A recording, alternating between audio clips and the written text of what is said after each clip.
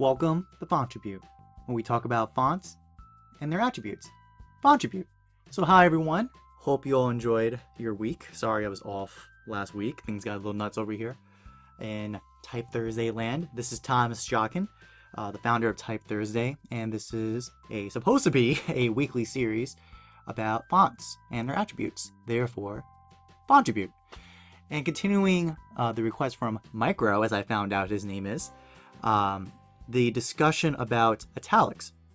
What are they? How are they different from Romans, from uprights? And what can we learn from exploring, understanding italics? We discussed Garamond last episode, and it's italic. And now I'm going to move on to what you would be taught in Type 1, transitionals. And transitionals is a very broad term. I think the general answer would be Garamond, but transitional only means something between a old style like Garamond and a modern like Baskerville. Dito. Wow, brain fart. So Dito, Garamond to Dito.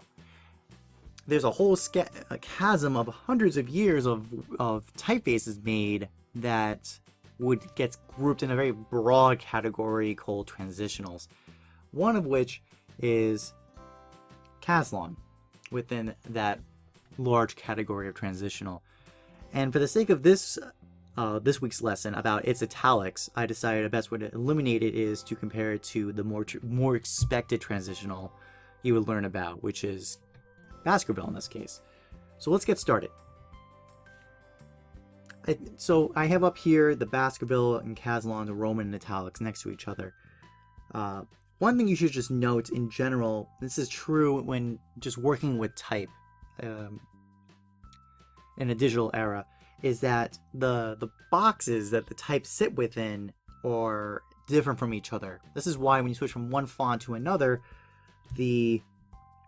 how the type sits, it's completely different. So notice how here in the Romans, how Baskervilles are high, it's a bigger ascender space right up here, but a shorter descender space down here.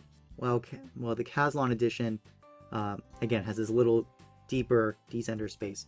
So this is going to result in basically when you're laying out type, things are going to bounce around and shift. I think it's the bane of most designers working. You're speccing your type in one phase, and then you say for the brief changes you have to swap out. Your whole design might get screwed with. Mainly because of the negative space relationships up here versus here, and down here versus here. There's like subtle differences that messes up what your perfect design system was, and then you switch out and things change. But we're not talking. But I just want to point that as an aside. This is kind of the first time where I found that the two types being used or their bounding boxes are so radically different that this would be very significant differences just from that perspective if you switched out the fonts. So I wanted to point that out to you guys. But let's talk about the main show. Why are we here? We're here for Mr. Italics, for this guys. And I think from an observational point of view, I'll first start with just comparison to the Romans individually to each other, and then between the two italics. So much like in the Garamond edition, we can see that there's no serif on the bottom of the italic N. Compare that to the Roman N. The flag serif on the top has been switched to a directional kind of, I wouldn't even call it a serif, it's more of a terminal really at this point. Kind of serifs kind of, at least in this zone, are kind of removed in the project of the italic for Calson. More in depth, similar to Garamond, so far it's all following the same system, right? Like notice how high up this arch is, this joint, and the Roman versus the depth of that joint in the italic N. We can also see here actually now is some differences. So let's start comparing to Garamond. Garamond's contrast was so radically different, right? It had like this very calligraphic pen angle across the shoulder into the stem in the N. But notice in this edition, it's much more vertical, right? I can actually see the exact point where this movement from the shoulder to the stem happens right there at that point, the dot I made.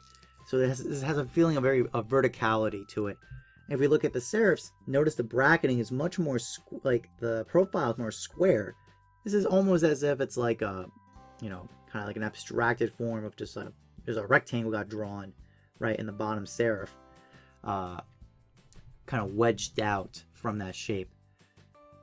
So notice again, this is why we would call it transitional, because this is moving to what you expect in a Dito or a Doni or a model like that. The moderns, where it's like stem serif and there's like no transitions and it's all very blunt and very systematized.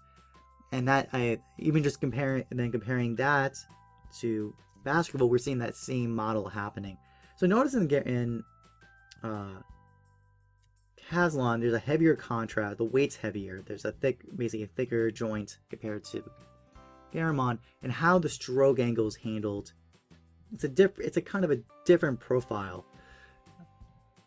There's a more abruptness in the basketball direction of its Roman versus the more smoothed out approach in Calson. And again, so also see how the flag serif, while very distinct in the Calson edition, is now starting to move much closer to how the feet serifs are handled. There's its differences. There's a certain angle right to it, and it's directional, but it's more in sync, or it's more in similarity. We can see in the Roman. But again, I just want to point out that in this model of transitional, there's a large range of work, and these are only two. There's many other transitionals with different approaches. I think the general criteria, kind of in the program of that whole model of thinking, is it more towards calligraphic thinking that's slightly abstracted and slightly modified, more than an old style would be handled, or is there way more rational and direct?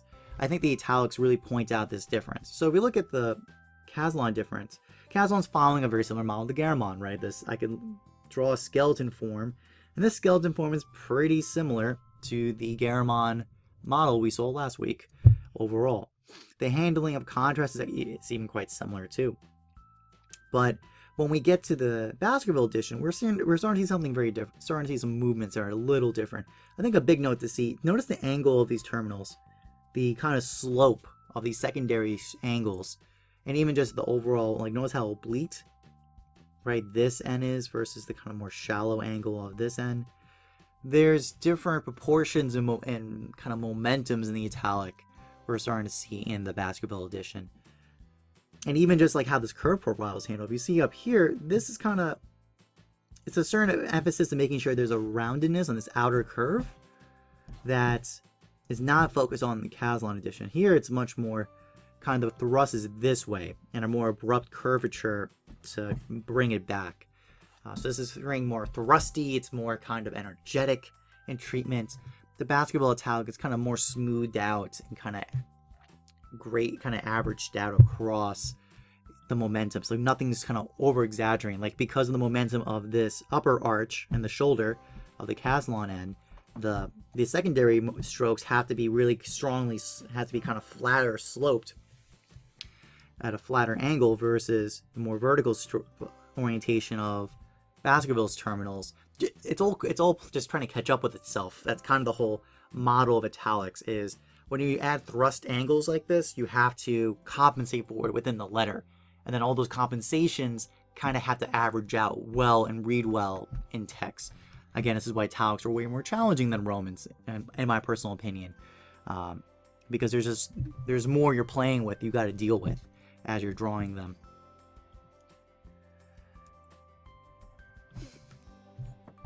So onto the O. As we can see, I'm not going to focus too much on the Romans, but we can just generally notice the curve profile in basketball is more rationalized versus the more calligraphic focus relative to each other between the two. But generally notice their overall widths. They're pretty wide letters compared to their italics. Their italics follow that same model as the Garamond old style O, which is way narrower than its Roman counterpart. I think some people claim, a lot of people kind of view that the Calson italic designs are kind of awkward. They got weird stuff going on. I think in the italic you can really see this point, because notice there was a certain verticalness of the italic N, but here it's kind of like this wacky stress that you wouldn't expect, right? It's like, so notice like this curve profile of this inner counter, and then notice it's like completely different from the outer curve. It's kind of nuts, and it's kind of amazing that this works as a system, because it's completely unexpected from what you would see. But the system is drawn for the lowercase o in Calson. While basketball, this is following this is more rationalized. Like, see how rationalized this is? Like, you see the stress angle, like you see the orientation, and the outer curve profile with the inner curve are syncing up together. They're speaking to each other. So again, it's more rationalized. So you can just imagine next to the N, right? This N kind of, if I remember correctly, kind of had a construction like this. Like, this is much more rationalized. Like, it's more kind of like they're getting rid of all the chaos, right? Instead of like crazy angles that you have to like counterbalance with stress angle variations and all this craziness. That's what kind of says, let's simplify things. Let's get this under control. Let's get this more rationalized so we can kind of grab our hands around it a little more confidently, as opposed to like the wild bull that is Calson.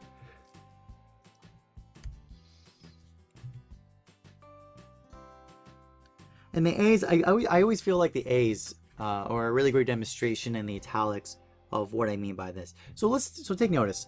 So notice the much stronger, the angle of this part of the A is different from, it's at a steeper angle than the O was from the last slide.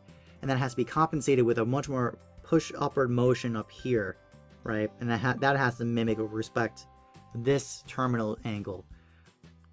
It's a certain imbalance. And notice, like, if this A was following the same model of stress in contrast as the O, the heaviest part would be like right here, right? Remember how the O was like that? Like, this would be the heaviest part, and then it would thin out to here and come up. Not what's happening here. This is following kind of more expected.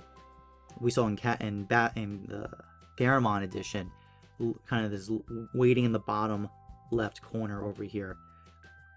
Meanwhile, in Basketball Land, again, more rationalized. There's still some sloping. Like, this is different from the O, obviously. This part of the A over here on the left side, but it's just more. It's more upright. Partly the reason why it's not as extreme is because it's much a more upright letter than the kind of obliquing going on and the Calson design. And this kind of smooths up with this. So some things are similar though. So notice how this stroke energy has to meet up. We're kind of sync up with this. So notice again, there's no some consistency of the way you design italics. There's like primary strokes and secondary strokes. Your primary strokes will be this basically the stem, right? And then its terminal is the secondary stroke, and the secondary stroke over here for the A, for example, to give you comparison. Onto the G's. So just notice, still in this old style, moving to transitional, we're not seeing any one-story A's. We're not seeing any of this, right? Like when I'm drawing it over here, we're not seeing this one-story A model yet. So we are seeing a one-story A we're seeing a one-story A, but we're not seeing a one-story G. That hasn't happened yet. And in general, I find it interesting to see that the Calson one's following again that Garamond model closer of a different momentum in just how this bowl is handled.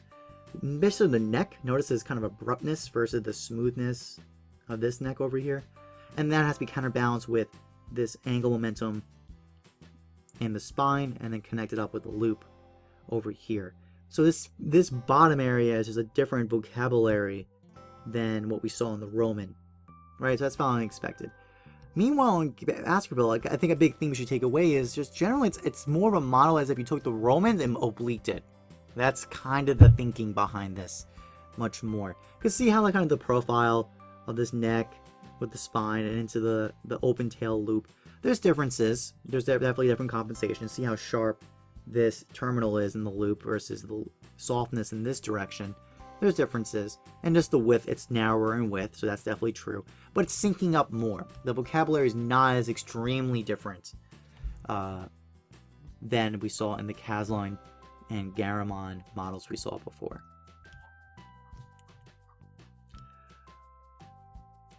And again, I think the C's are a nice letter to talk about some of the different approaches discussed in this lesson today.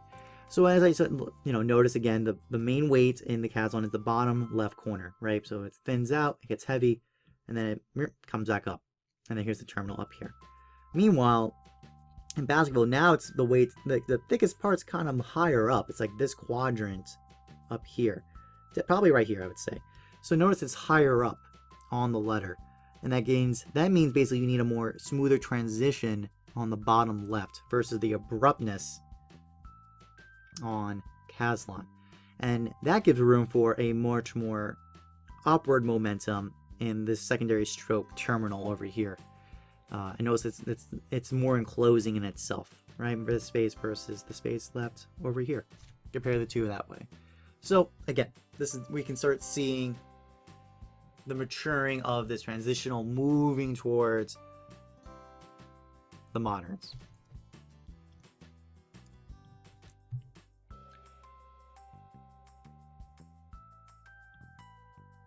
Onto the P. I found the P. I usually don't talk about P's on Fontribute, but I think this is a good place I want to bring it in and talk about some points. So one note you can definitely tell is just really strong, like stroke straight down, right? And coming into a serif. We haven't seen the serifs in the other designs. It's almost as if in the italics, the decision is any terminal in this quadrant, and from baseline to X height level, don't get serifs in italics. But if you get things below, you do get a serif. And that's applied both and you see that both in basketball as well as Calson. So that's observation one to me. So it's kind of like, again, so there's like unexpected rules in the system you wouldn't expect. In this case, it's zone based. You can think of this way back a couple episodes ago when we did a review of Belly, where the ascender space, right? Basically, the decision was, if I remember correctly how that went. I believe it was like angle serifs, and then the bombs were like normal traditional serifs. It was very unexpected. I was like, oh, that was not what I expected at all, but it totally read, like it made sense to me.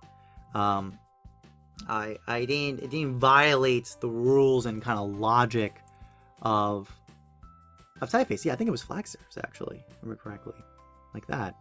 Don't quote me, it's been a couple weeks, but the main note is, why did that air quote work? Like, why did that work in that model? Well, because kind of the zones within a typeface, like the ascender, the median zone, like the X height, the baseline, and the descender space, they can actually play by different compartment rules. Your terminals in one zone might be different from other zones, and that's okay. As long as you know the grammar behind that logic, you can start mixing and matching and have some fun with that. So I wanted to posit that point to you guys. Also some other notes. So okay, so you got this really strong stroke here, right? And then you got this like whoosh, crazy angle, and then a movement over here.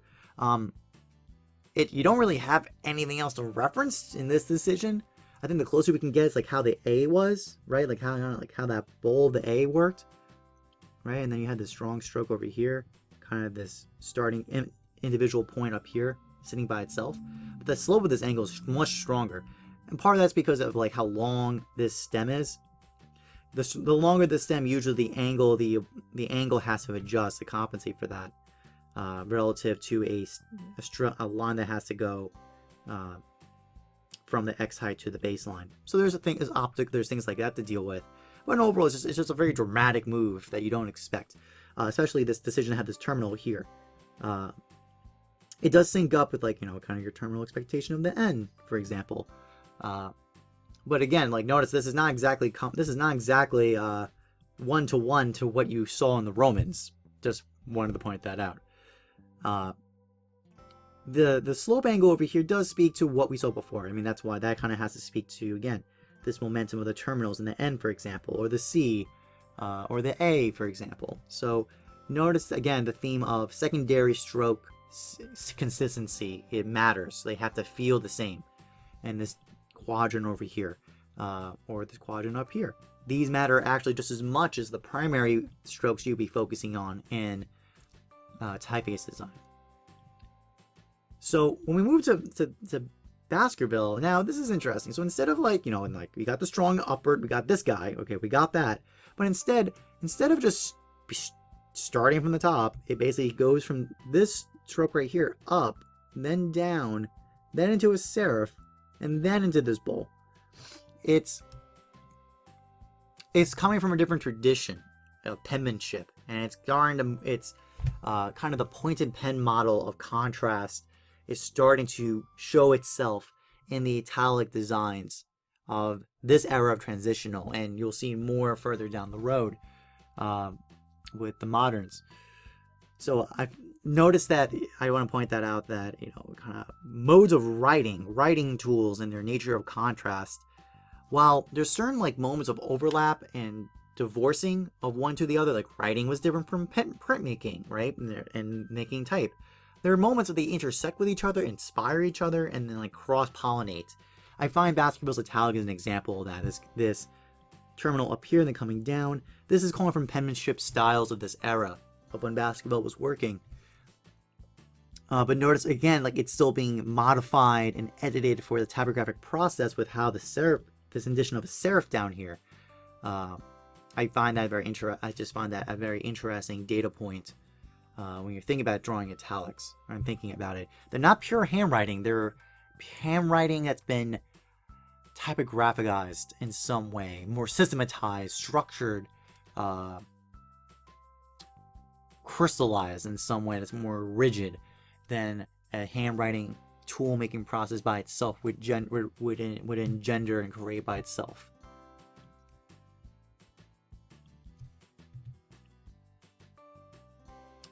Lastly, I'm going to talk about the H's. And again, just take notice of the system we talked about. How notice the ascenders operate on a different vocabulary than the X height to baseline zone, right? Just pay attention. Just take an observation to that. You can also see some other interesting details, like notice how in this flag serif in Baskerville it has a little cupping up versus this much more flatness in the Calson edition. So just pay attention to that, because notice that's very, very, very, very different from this flag serif treatment over here in the Calson. While in the Roman Baskerville, this makes sense. It's speaking to each other.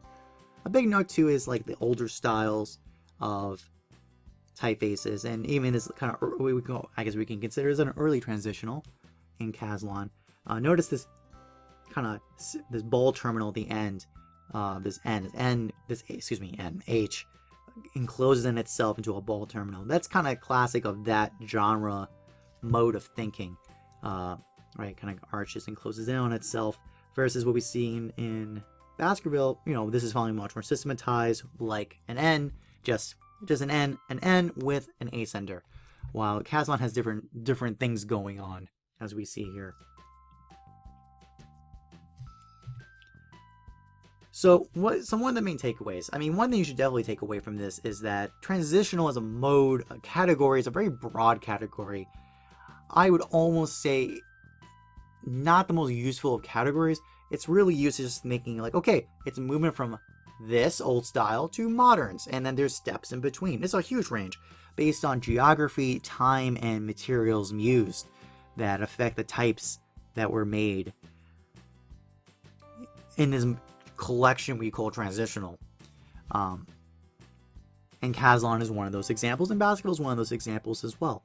So just between the two, Calson versus Baskerville, I mean, basically Calson is when you want something like Garamond, like an old style, but with a little more rigidness, a little more snapped in, getting some of that craziness, more of that idiosyncrasies of the old style under control, but not by much, because as you saw in the italics, especially the italics, they're just like, some of them are just like banana boats, you know, specifically that lowercase o, and just the energy of this italic, it's very calligraphic in feeling. It has a lot of energy and just like vibe going on in it. And you would use Baskerville, again, you kind of want that mode of like readable type, but more structured, rigid, polished up. But not as much as a modern. And we'll probably go to modern italics next week to talk about that. But so just think of transitionals as like a spectrum. And it's up to you as a designer to kind of spec out what vibe do you want from your work.